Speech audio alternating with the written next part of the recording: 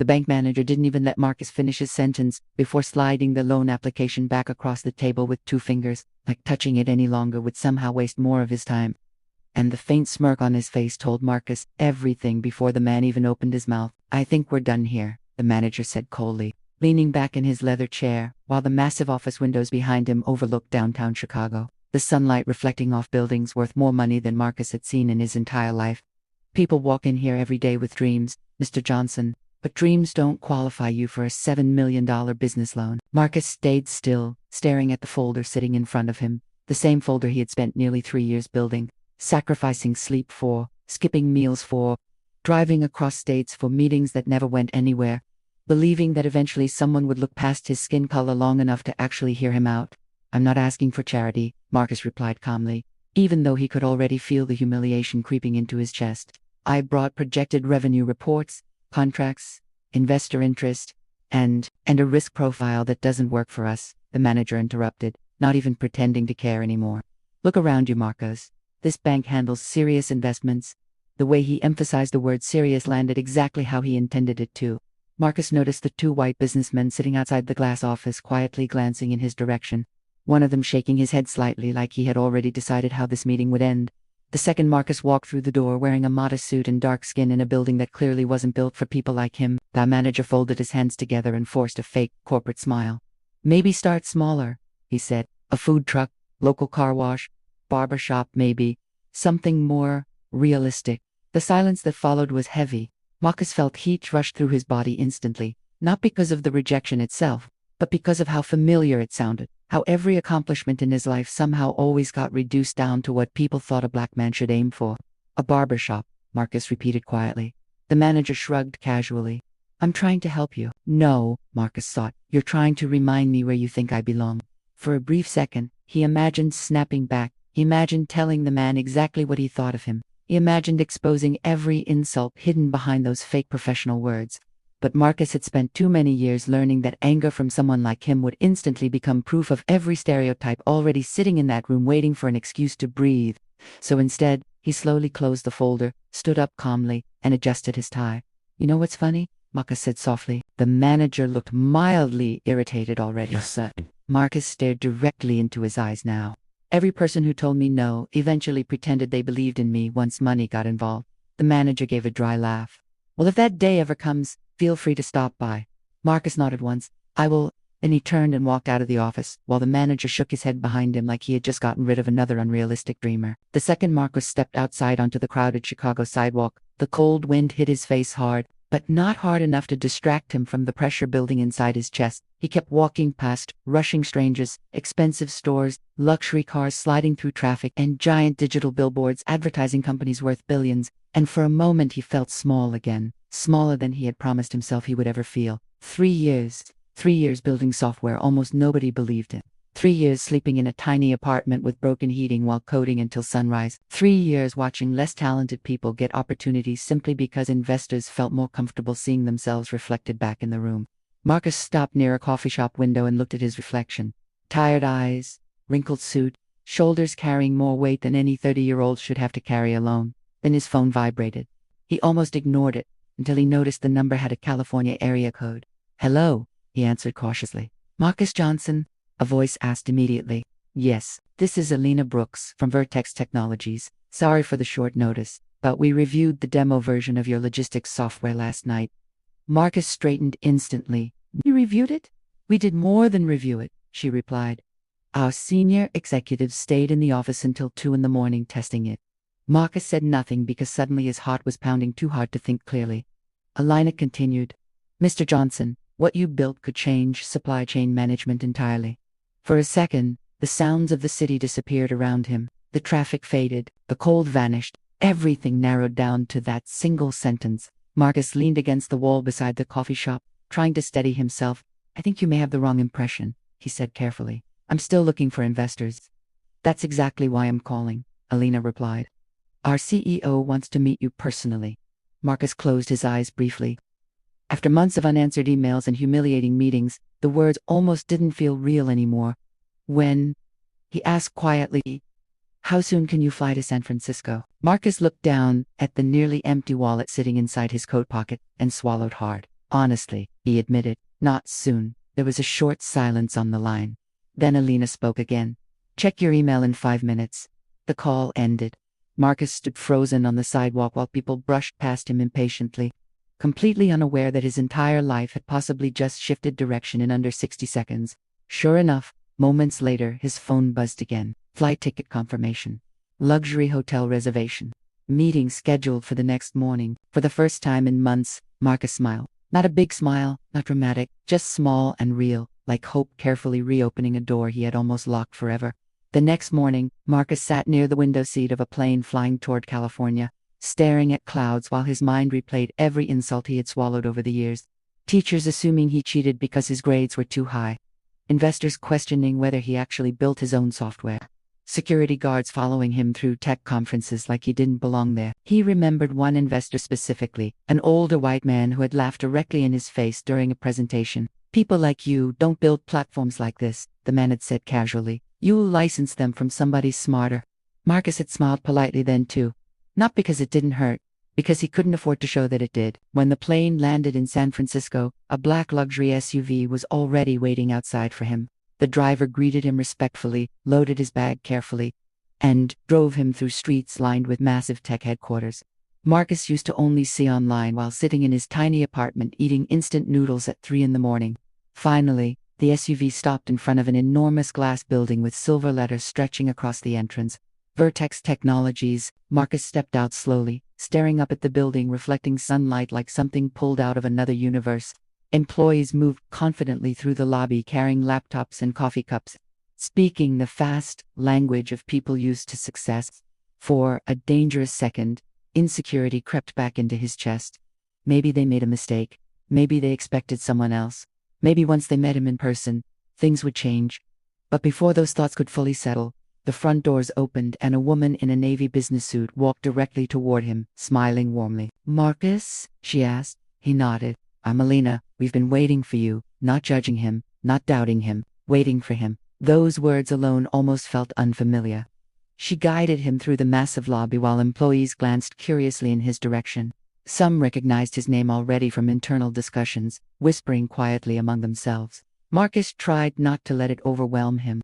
Inside the executive conference room, several people were already seated around a massive glass table covered with printed reports of his software, charts, graphs, notes, analysis pages. People had studied his work seriously. A tall, older man near the window turned around as Marcus entered.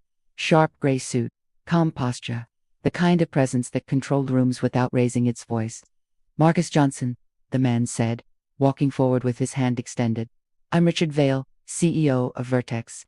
Marcus shook his hand carefully. Richard smiled slightly. I'll save you some suspense, he said.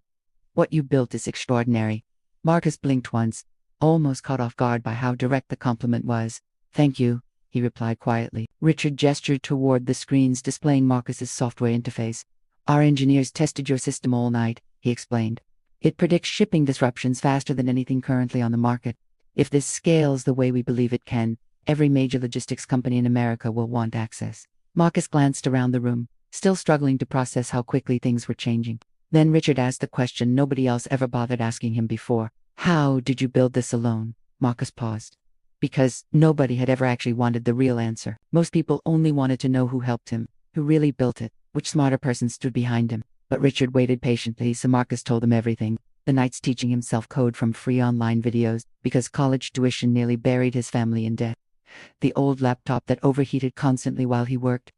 The years delivering food during the day while building software at night. The rejection emails. The investors who dismissed him before presentations even started. And slowly, the room became quieter. Not out of pity, out of respect. By the end of the meeting, Richard leaned back in his chair and folded his arms thoughtfully. Marcus, he said carefully, I'm going to be honest with you. Companies are going to fight over this technology once word spreads. Marcus stayed silent. Richard smiled slightly. And I'd prefer Vertex wins that fight early. He slid a folder across the table. Marcus opened it slowly. Then his eyes widened instantly. The investment offer sitting in front of him was more money than Marcus had ever imagined seeing attached to his own name. Enough to change his life, his mother's life, his future children's lives. For a moment, he couldn't even speak. Richard noticed immediately. Too low, he joked lightly. Marcus let out a stunned laugh under his breath. No, he admitted honestly. His voice cracked slightly and suddenly he hated that. Hated how years of fighting to survive could still catch him off guard emotionally at moments like this. But Richard didn't look uncomfortable. He didn't look judgmental either. He just nodded slowly like he understood this moment meant more than business. You earned it, Richard said quietly. Marcus looked down at the offer again, then out through the giant conference room windows overlooking San Francisco, and for the first time in a long time, he allowed himself to fully imagine success without immediately preparing for disappointment afterward. But back in Chicago, the bank manager who dismissed him was about to receive the shock of his life. Back in Chicago, Daniel Whitmore walked through the bank lobby with the same confidence he carried every morning. Expensive shoes tapping against polished marble floors while employees greeted him with forced corporate smiles. And for him, it was just another normal day of approving investments for people he believed looked trustworthy and rejecting people he quietly decided did not. By noon, he had already forgotten Marcus Johnson entirely. To Danya, Marcus had simply become another file tossed onto the endless pile of failed entrepreneurs who came into his office with oversized dreams and not enough credibility. And in Daniel's mind, credibility had always looked a certain way. But that afternoon, everything changed because one of the younger analysts rushed into his office without even knocking properly, holding a tablet in his hand with a stunned expression on his face. "Sir, you need to see this," the analyst said breathlessly.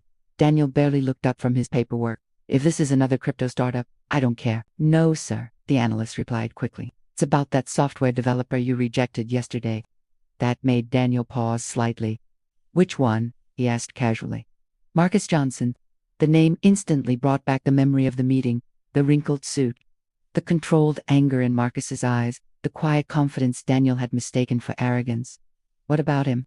The analyst turned the tablet around. "Vertex Technologies just announced a strategic partnership with him." Daniel frowned immediately and grabbed the tablet. There it was. A full press release. A photo of Marcus standing beside Vertex CEO Richard Vail inside a conference room, both shaking hands while cameras flashed around them. The headline alone made Daniel's stomach tighten. Vertex Technologies invests $80 million in innovative logistics platform created by Chicago software engineer Marcus Johnson. Daniel stared at the screen in complete silence. The analyst continued nervously. "Financial media is already covering it everywhere. They're calling it one of the biggest independent software acquisitions this year." Daniel scrolled down faster now, reading details he barely understood but enough to recognize one thing clearly. Marcus's company valuation had exploded overnight. And suddenly, Daniel remembered every dismissive word he had said in that office. Maybe start smaller. Barbershop maybe. Something more realistic. The memory hit differently now. Uglier somehow. Because what felt clever and superior yesterday suddenly sounded pathetic. "Sir," the analyst asked carefully, "should we contact him?" Daniel looked up sharply. "What?" "Well, if his company is growing this fast, maybe the bank should try establishing a relationship before competitors do." Daniel's jaw tightened instantly because he realized the analyst was right. Banks chased money. And Marcus Johnson had just become money. "Set up a meeting," Daniel said quickly, trying to regain composure. "As soon as possible." Meanwhile, across the country, Marcus stood on the rooftop balcony of his hotel overlooking the glowing lights of San Francisco while cold night air moved gently around him. And for the first time in years, his phone wouldn't stop ringing, for positive reasons instead of rejection emails. Tech blogs wanted interviews. Investors wanted meetings. Companies wanted partnerships. Even people who ignored him for years suddenly remembered his number. Marcus stared down at another incoming call and almost laughed when he recognized the Chicago bank's number flashing across the screen. He let it ring, then decline. A few seconds later, another call came immediately. He declined again. Then a text message arrived. "Marcus, this is Daniel Whitmore from First National Bank. I believe we may have gotten off on the wrong foot yesterday. I'd appreciate another conversation." Marcus read the message twice before slowly locking his phone and slipping it back into his pocket. Not because he was angry anymore, but because something inside him had finally changed. For years, he chased validation from people who only valued him after somebody richer approved of him first. And standing there above the city lights, Marcus realized something painful but freeing at the same time. If Vertex had not invested in him, those same people would still be laughing quietly behind conference room doors. Success had not changed his intelligence overnight. It changed their willingness to see it. The next morning, Marcus arrived back at Vertex headquarters for another round of meetings, but this time the atmosphere felt completely different. and employees who barely glanced at him yesterday now greeted him respectfully. People moved out of his way in hallways. Some even looked nervous speaking to him. Money changed perception faster than truth ever could. Inside one executive meeting room, Richard Vale stood beside a massive digital screen showing projected growth charts tied to Marcus's software rollout. "You realize your life is about to become extremely public," Richard said calmly. "Media attention, competitors, interviews, pressure. A lot of people are going to suddenly care about you." Marcus gave a small smile. "Funny how that works." Richard studied him for a moment. "You've dealt with people underestimating you your whole life, haven't you?" The question caught Marcus slightly off guard because Richard asked it without pity, without awkwardness, just honest observation. Marcus leaned back slowly in his chair. "Do you ever walk into a room and feel people deciding who you are before you even speak?" he asked quietly. Richard nodded once. Sometimes Marcus looked down briefly before continuing. "Teachers thought I cheated when I got high grades. Investors assumed someone else built my software. Even yesterday, a bank manager told me I should open a barber shop instead of a tech company." Richard's expression darkened slightly. "He actually said that?" Marcus nodded. For a second, Richard looked genuinely disgusted. "People love talent," he said quietly, "until talent comes packaged in someone they didn't expect." That sentence stayed with Marcus long after the meeting ended because it perfectly explained the last 10 years of his life. Later that afternoon, Vertex hosted a private networking event for investors and executives celebrating the partnership announcement. And Marcus almost didn't attend because rooms full of wealthy strangers pretending to suddenly admire him sounded exhausting. But Recek insisted. "You belong in those rooms now," Richard told him. "Get used to it." The ballroom buzzed with expensive conversations, champagne glasses, designer suits, and the polished confidence of people born around power. But Marcus noticed something interesting almost immediately. Many of the same types of people who once ignored him now approached him carefully, respectfully, eager to shake his hand and hear his opinions.